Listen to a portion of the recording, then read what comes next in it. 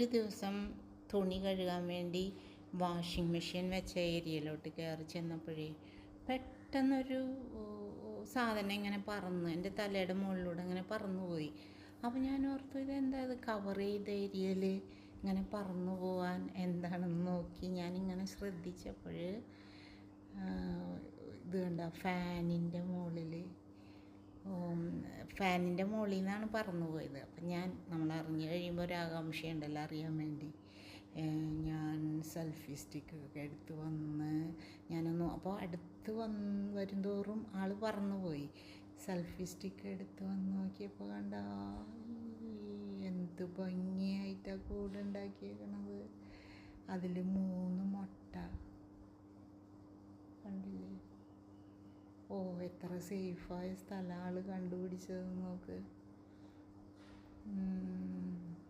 പറഞ്ഞു കഴിഞ്ഞാൽ പിന്നെ ഞാൻ എന്നും നോക്കുന്നുണ്ട് വിരിഞ്ഞോ എന്ന്.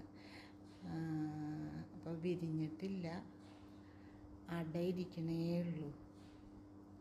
വാതിൽ തുറക്കണ സ്വരം കേൾക്കുമ്പോഴത്തേനും പറന്ന് പുറത്തോട്ട് പോകും. പിന്നെ നമ്മൾ പോന്ന് കഴിയുമ്പോൾ വീണ്ടും വന്നിരിക്കും.